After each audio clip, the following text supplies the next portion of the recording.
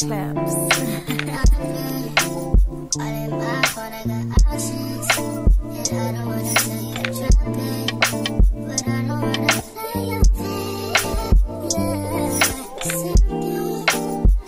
What it do, caramel popcorn? It's me, Keisha, aka Color Me Pynk, and I'm here with this week's All Tea, All Shade Real Housewives of Miami Season 5, Episode 9 review. But before I do, I want to let you guys know that tomorrow, this Friday, my home tour video will be up. So make sure you guys check that out so you guys can see the before, and then at a later date you will see the after once it is furnished. And this Saturday I have my Married at First Sight review. I am reviewing season 16. So if you are a fan of Married at First Sight, make sure you guys tune in this Saturday for my review of episode 2. If this is something that you guys love and watch, make sure that the views are in, because when I did RuPaul's Drag Race last week, the views just were not there, so I won't be continuing doing the review. So if you are a fan of Married at First Sight, please tune in. Now let's get into my review of The Real Housewives of Miami. The episode begins with all of the ladies talking about Lenny's interview that he did with Page 6. Well, Lenny and his boo thing, his side chick, his jump off, the mistress, honey. They done did an interview with Page 6 where Lenny stated that he and Lisa are in fact divorcing. He's divorcing her. They'd been separated for months. She knew this, that a divorce was coming. The other woman did an interview with a statement where she said that she wasn't the reason why they were getting a divorce, child. Like she know what was being said over there in that household. Girl, you believe anything that man tell you. Girl, okay, whatever. I still don't believe she even liked Lenny. She just in it for the looking for the money, child. So everybody is just like dumbstruck at how Lenny is behaving. Like Lenny is literally acting like a sociopath. Like he's acting like a man going through a midlife crisis. Like you can't tell me this man chemicals are balanced. Like he has several screws loose. Like this man is literally a demon. So Marisol visits Lisa, you know, to check on her and to see how she is, and they sit down and they have a little kiki. And of course Lisa offered her something to drink, and she was like, girl, you know I want something to drink. It is 5 o'clock somewhere. She was like, I already know where my drink is. This lady goes to one of Lisa's cabinets and pulls out a bottle of vodka that she left there from the last time. Like, I guess this is really her shtick now, that she's like this old woman that loves to drink and just drinks all day long and likes her, what does she call them? Her chewies or cockies or whatever they are. I guess, girl, it's supposed to be cute and funny, but it just doesn't, it's not funny to me. It's just, I don't know. It's just not doing it for me. But Marisol clarifies that what Lisa told them was the truth, that she did not see this coming. And she was like, no, I did not see this coming. Like, we were just fine a month ago. I don't necessarily believe Lisa when she says that she didn't see this coming. Like, she knew that they were having trouble in their marriage. She knew that 100%. That man act like he could not stand her. He ignored her. He belittled her. He talked down to her.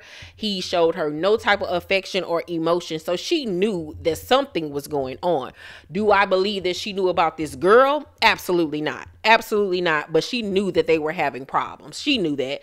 She absolutely 100% did. And she just needs to go ahead and say that, yeah, we were having struggles, but I thought that we would be able to work through it. So, Marisol in her confession was like, I think she knew what was coming, but thought they could get past it. And I 100% think that too. So Lisa also clarifies that Lenny is no longer staying in the house. He's staying with the side chick. But he keeps on reaching out to her about, hey, I found this place. You can go check it out so you can get you a new little crib. You and the kids, or the kids can stay. It don't matter, but I need you up out of there so me and my new girl can move over there to that house. And I'm like, this dude is bold AF. And she said that she told him, like, I I will leave when I want to leave, sir, if I decide that that's something that I want to do. But the fact that he left the marital home says a lot. Like, she should be able to get the house off that because he left the marital home. He had not been staying there. He had been staying with the boo thing. So that's where you need to be, sir. Like, this show alone will help her so much with her case. Like, to show that not only is he a liar, but he's mentally abusive. He talks to her crazy. He's manipulative. He likes to gaslight. Like, she had the scene filmed where he stated to their family friend that she had no idea that he was seeing another woman. So, boom, bow. Your case is done, sir. Get that lady that house and her lump sum of money and go on about your business. So, after that, Lisa goes on to state that, you know, a part of her foolishly believes that he'll snap out of it. Like, that's what she's wishing and hoping, even though she knows she sounds crazy for even thinking that. And Marisol tries to, you know, give her advice of, look at me, look at Alexia, look at Larsa. We've all been through divorce, and, you know, 2 of us are already remarried. Larsa's living her best life. She loves her home. Like, things will be better on the other side once you get there. But Lisa is not at that point. This is still fresh and new for this lady. Like, everything is new. Like, I can see if it was 3 years from now. It's only been, maybe a month at this point. Like, let that girl mourn. Like, she's still dealing with the death of her relationship, of her marriage. Like, she is still in a tailspin. She still loves that man. It's going to take her a while, and I mean a while, to get over this. And Lisa says, you know, like, why did he have to do this? Like, she don't want to hear that. She don't want to hear that right now. That lady still in love with her husband, and she want that man to come back. You know what I'm saying? Hasn't fully clicked in her head yet that despite how bad he's treating her, he's not coming back. They'll never get back what they used to have. During that point in time, she didn't get that at that point. Maybe she's gotten that now because she's seeing somebody else and she's living her best life. But at that point in time, that girl was not trying to hear what y'all was trying to tell her. We then see that Julia has planned a romantic evening out on the pier for her and Martina. You know, she's trying to show her wife that she wants to work on their marriage, that she wants to have more one-on-one time with her. She made a dish that she made for her however many years ago when they first met, although she ruined it this time. But the dinner was a success because, you know, Julia asked the hard question. You know, what Lisa's going through in her marriage is making the other women that are married look at their marriages like, okay, let me step my game up. Let me see what I need to fix in my marriage. So she asked Martina what it is that she needs from her right now in this marriage that she can improve upon. And Martina was like, you know, I just want 2 weeks in Aspen, because Aspen is a place that she loves to go. And Julie was like, you know, I do often have fears that you'll meet some little cute little snow bunny and leave me. And she was like, it's not about that. This is just a place that I like to, you know, vacation and be in. And I would love to share that part of my life with you.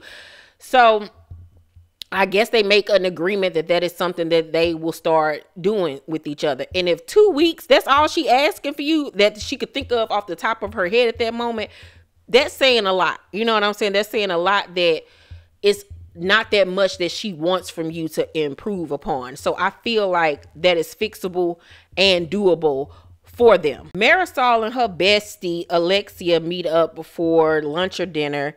And as soon as they get there, these 2 little messy gays come over there telling them, hey, how you doing? Oh my God, you're filming. Oh, I didn't know you were filming. Hey, oh, have you heard about Lisa? Oh my God, I can't believe what's going on. Lenny is crazy. And I'm like, why are you saying all of this on camera? What if they hadn't even been discussing this on camera? You know what I'm saying? Like, they were just being so messy. So they say they highs and goodbyes, and Alexia and Marisol sit down. They was like, oh my God, is it crazy that we ran into them? You see how everybody in town is talking about Lisa, da-da-da-da-da. I'm low-key like, was that planned for y'all to run into them, or was that actually a natural scene? I don't know, Bernie. I don't put nothing past them two. So Alexia you know, upon them having a conversation about, you know, marriage and being in denial that, you know, your marriage is ending, she admits that when she was with Herman, that they were putting up a front. They were putting up a front towards the end of their marriage where they weren't even sleeping in the same room anymore. Like, it had gotten bad, but to the public, you would have never known that they were going through struggles. So it just goes to prove to you that you never know what is going on in folks' houses. We then see Gertie having a beach date with her husband. Like I said, all the girls is trying to step it up with their mans, honey. They ain't trying to get left like Lisa. They trying to hold on while they can. So they have a cute beach date. This was something that I think they even did themselves years ago. They've been together for 27 years, which is a feat within itself. They've literally been together since they were children, since they were in high school. And it's good to see that they have lasted this long and have, you know, this beautiful family with one another. So she brings up the Lisa situation herself and asks, is he happy, and what is it that she could do better to improve upon their relationship? And he was like, you know, when you're at home, you're still wrapped up in your job. Like, you're not present with us, and that's a problem. You need to learn how to switch that off and be present and pay attention to your man and your kids, because things will be happening in your household that you won't even know what's going on because you too busy worrying about what flower arrangement gonna go on which table, and then you won't even be paying attention that your husband is mad and sad. Y'all sleeping on separate sides of the beds. He stopped coming home at certain, like, girl, you better tell them people to you better hire some assistants to take care of stuff when you at home with your family, girl. And then he goes on to say that you shut down at night, period. He said it. You asked and he said it. And Gertie was like, I mean, well, sexually we're okay, right? Obviously not if he telling you that you shut down at night and that you ain't giving him the good, you know? So she did say that they do have, you know, relations 3 times a week, which is good for a couple that has been together for 27 years. But obviously he needs a little bit more. So you better get to doing some awesome something, girl, and making sure you keep that white man. He gonna be in the club with Lenny in a minute. So he also points out that she needs to be more present in their boys' life too. And I've noticed that Gertie keeps on saying that, you know, well, I don't have any problem leaving the boys with their dad because they're boys and they play the games and do all this stuff together, so they're fine. That doesn't mean anything. Yeah, a boy needs their father, but a boy also needs the presence of their mother, because they need that mother figure in their life. They need that comfort, that softness, that reassurance and support. And by you being present in the household, they both get to see what a woman is supposed to be like and behave like. You're not only their mother, but a woman that they will later model their wife after. You know, they need to see how marriages work, how a mom is supposed to behave and, you know, act or whatever. So even though that you have boys, don't mean that you can't do those things with them too. Like, I'm a boy mom, you know, even though I'm a tomboy too at the same time. But I was the mom that played the games with my son. I'm a huge wrestling fan. I introduced wrestling to Kyrie's. You know, you have to get down on their level, and she needs to stop making excuses that because they're boys, it's okay that they're always with their daddy. No, that's not okay, love, because they will grow up and resent you for not being around. And she cries in her confessional and was like, you know, she doesn't want her boys to feel no type of way towards her, so she needs to do better as a mom. And you do. You better do better as a mother and as a wife. But I also would have begged the question to the husband, like, what you think you need to improve upon? I mean, I'm pretty sure some things that white man can improve upon as well. So Gertie doesn't feel like she's cool enough. And I don't think that she thinks that her and the boys have anything in common. And then she makes a comment that when she comes home from work, she just, you know, is tired and want to relax. I get that. I understand it. But girl, you got to make time. You got to make time. And she said that, you know, her way of showing the boys that, you know, she wants to spend time with them is by having game nights. It was something that she used to do that she slacked up on, but she says that she wants to start doing it at least once a week. And I think that's a great start. I think it is a really good story, but that's something that she most definitely got to get together, girl. Because you got a good man, Savannah. He stick and stay. It's a lot of women out there that'll be saying, hey, Russell, how you doing? Your wife at home? Oh, she ain't? Oh, can I come in? Julia accompanies Adriana when she goes to the surgeon to get her non-surgical Brazilian butt lift. So the lady just gonna put some injectables, I guess, or whatever to help round out her butt. And Adriana, in the delusional land that she lives in, says that she used to have a bubble butt. When? Where? Because however many years ago when Miami was first on, you never had a butt, ma'am. Never, ever, ever, ever. You was always flat in the back, darling. So I need for you to have several and come back to the light, Carol Ann. So she says to the producers in her confessional that she does not want to be like Larsa. She does not want to have a big old butt like that. It just annoys her that Larsa refuses to admit that that's what she's had done, that she has a fake butt. Yeah, it is annoying. It's very much annoying. Girl, you've had more than just your nose done, girl. You had your whole body done. That butt is not natural. Them hips is not natural. Them breasts are not natural. Your nose is not natural. Your cheeks are not natural. Your lips are not natural. Your hair is not natural. Your waistline is not natural. Girl, you are a walking, talking, surgical patient, like, and it's okay, just say it. Like, we all know you got a fake butt, so like, get over it. But it wouldn't bother me to the point like I guess it bothers Adriana, like, because you all know the truth at the end of the day. So Julia tells her that she and Martina are going to have a baby. They're going to adopt. So what they didn't show us during the date night is that they had a conversation and Martina agreed that they should, you know, try to adopt a child. But they're going to get an older child, not an infant. They really want to give a child an opportunity to be in a loving, safe environment. And she asks Adriana, would she be the godmother? And Adriana was like, of course she would love to be.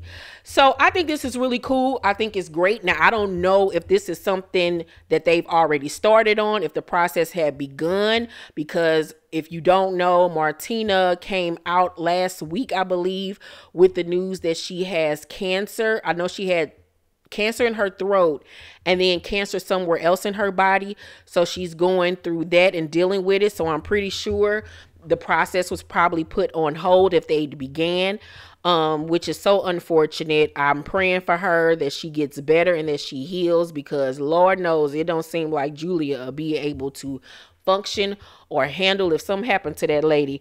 I pray that she makes it through and that she comes out on the other side healthy, and that they will be able to go along with their plans of adopting another child. So I really hope that that is something that happens for them. So it's the day of Alexia's event. I forgot what type of event she was having, but it was something involving her son, Frankie. So all the ladies are coming to support. Gertie and Nicole ride over together. As of right now, in real life, real time, they have grown to be really, really close. They're like besties now, which I'm really happy about. I love this duo. So they're in the car and Nicole says that, you know, she's planning her engagement party because Anthony proposed to her and she wants it to kind of be, I think, a Great Gatsby theme or like a Vegas casino type of theme. And I don't know if she's asking Gertie to do the decor, but you know, Gertie is the woman when it comes to that. But then Nicole brings up Larsa and how Larsa keeps on making these like little snide comments about the fact that Nicole used to be married to a teacher. And the producers flash back to all of these multiple times where Larsa has made this dig towards her, and it is quite weird. It does come from a weird place, and it's just like, why do you keep bringing it up? Gertie kind of just sits there quiet, because at first when Nicole brought it up about Larsa making snide comments, she was like, oh yeah, but then when Nicole was talking about the fact that she was making those comments towards her ex-husband and her previous marriage, she kind of got quiet, because I guess it was something that she hadn't been privy to and hadn't witnessed or whatever. So she just kept it cute and on mute at that point. So the ladies get to Alexia's event. All the girls are there. Lisa is on the way to the event when she learned about the mistress's statement to the press that she wasn't the reason for their divorce. And of course she is livid because she like, why is this chick talking to the press? Like, the nerve. Like, girl, who are you? Like, I don't understand how Lisa hadn't went over there, kicked down the door, and smacked that bitch on some Monica type time, because girl, you got balls of steel. So on the car ride to Alexia's event, she calls Lenny going off about like, you need to get your hoe on a leash, like for real, because y'all both are disgusting. She was like, if y'all want to sit out here and spew lies, I have no problem telling the truth, okay? She was like, I don't understand what is wrong with you. She was like, you know, when she was in the house talking to her like stylist and them, she was like, what if my kids see this? And I was like, okay, now girl, that you got like a 3-year-old, and then the little boy ain't nothing but like maybe 5 or 6. Chill out. Them kids ain't seeing nothing. Like, I could see if they were teenagers or something. It was like, okay, now you're being dramatic, Lisa. But anywho, back in the car when she was going off on Lenny, she was like, you don't care about the kids at all. Now that is a true statement, because like, sir, like at some point in time, these kids will see all of this. They'll see the show. They'll read the articles. They'll know how you treated their mother. You know what I'm saying? And Lenny tell her, F you, child. And I was like, oh, okay, that's what we doing, the girlfriend. I would have told that driver, let's make a quick U-turn, honey, because let's go find this Negro, because he done lost his mind. So she gets to the event and she's sitting down talking to Larsa. Larsa was like, you know, how are you doing and everything? And Lisa is just like, I'm just still in shock over this. Like, all I do is cry all day long. She was like, I just don't understand it. I don't know what is going on with him. And in the midst of their conversation, she gets a text message from Lenny asking her when she going to the grocery store because he wants some crunchy peanut butter and some strawberries and things. The caucasity of this man, like, what? Yeah, like he's certifiable at this point. Like, girl, you need to be trying to get a check for him, because ain't no way. You mean to tell me you gonna cheat on me, leave me, try to put me out my house, have your mistress at our house with our kids in the house, and then have the nerve to go to the press and tell them that you're divorcing me and spewing all these lies, and then have the nerve to ask me when I'm going to the grocery store so I can get you some peanut butter and jelly? I don't understand how she has not fought him. How she ain't got this man jumped. Like, because you done lost your mind. You ever really, like, at this point, I would laugh. Because you want a wife and a mistress. Because, like, where is Miss Barbie doll? Why can't she go to the grocery store for you? She probably don't even know how to grocery shop, first of all. Hell, I don't even really think Lisa know how to grocery shop. But, like, really, sir? Like, we would be boxing. Like, I would have to jump him. I would get him jumped, because you have lost your mind. You have lost your mind. Like, I will use all of this in court. All of it. You talking about something, you don't want to be with me no more, but why are you asking me when am I going to the grocery store? Like, it's obvious that you still want me and want her. Like, boy, get out of here.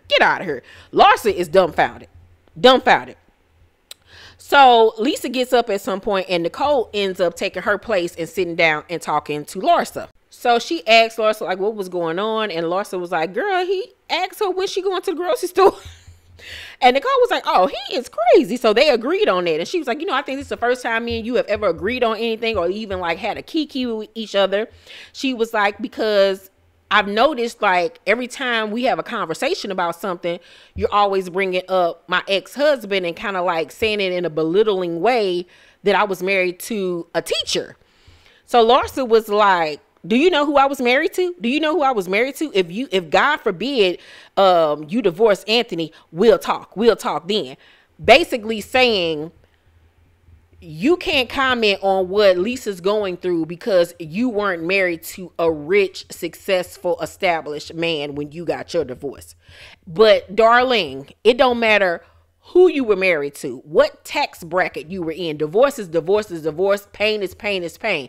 No, she probably didn't have to go through the legalities that you all had to go through as far as assets and all of those things, of course, but she still knows how it feels to be a divorced woman and going through that. So I think that that's just a way of making digs at her to make herself feel better. And it's honestly petty and stupid and irrelevant, honestly. So then Larsa flips it around on Nicole and she becomes the victim by saying, you know, you said some really hurtful things to me. You know what you said to me. You said I had to know who you were before I invited you into my house. And then they do a flashback to last season when Marisol started all that stuff and told Larsa when they was on that cash trip that Nicole was, you know, judging her for doing OnlyFans and all of this type of stuff. And Nicole was like, it wasn't about passing judgment on you. I was just trying to know who you were. Like, that's what it was. And I understood that. I understood that very well, very much what what Nicole was coming from. Like, I don't know you. Like, I don't know what type of time you on. Like, I was just trying to get to know you, girl, before I have you up in my house. You can't let everybody in their spirits and their energy up in your stuff. So Larsa was like, you know, but I heard crazy things about you. I heard you slept with every doctor in the hospital. Did I ever mention it? No. So who are you to judge me? And it's just, and Nicole was so taken aback that like, what? Like, where'd that come from? Like, cause one doesn't equate to the other. And what you talking about, I never said anything. I never mentioned it. You just did. You was waiting to pull that card. So you obviously got a problem with me. You still mad about something that somebody else said that I said last year, when you don't even know that to be factual, that I even said it in a derogatory type of way. For all you know, Marisol was hyping you up and lying to you, which I honestly think that she was. You know what I'm saying? But why would you then say something so outlandish about this lady and her job and her career? OnlyFans and being an anesthesiologist are two totally different levels, ma'am. And she has a job that you could actually hinder by saying such slanderous things. And then to say it on camera, like, what? Like, you ain't heard that about that girl. You have not heard that about that girl. That was some shit that you made up to get back at her. Because you felt offended that she made a comment about you doing OnlyFans. I mean, let's keep it a buck. You want to talk about, you know who I was married to, you know who I was married to. You supposed to have all these millions, but yet and still you on OnlyFans? Okay. Baby, I don't know how Nicole just sat there, because I would have cussed her out. I would have cussed Larsa Liza Minnelli out. Girl, you got me messed up. You got me so messed up. Because we not even about to play those games. Because we can talk about who you have slept with. That we all know who you've slept with while you were married. Future. Oh, okay. Oh, all right. There's proof of that. You got any proof about me? Oh, okay. Pot calling the kettle black. Oh, all right. All right. Okay, girl. What? Okay. Girl. And then, see, this is why I can't never really ride for Larsa, because she always doing some little sideways stuff that just make me not like her. You know what I'm saying? And it reminds me that she used to be besties with the Kardashians, and she got that sliminess about her just like them. So we gonna see how this whole thing plays out. Nicole better get her. Nicole, you better get her. You better get her, honey. You better get her. Overall, I'm gonna give today's episode of Real Housewives of Miami, I'm gonna give this week's episode a C+. It was entertaining, but you know, it really wasn't giving like it was when they were in the Keys. But it seems like the rest of the season is gonna be on and popping. They've released the mid-season trailer, and it seems like the girls are about to be fighting, honey. It's about to be a melee. Let me know what y'all think about this episode down below in the comment section. Make sure to thumbs up this video, like and subscribe, and hit the notification bell button. I love you guys, and I'll see you on the next video. Bye.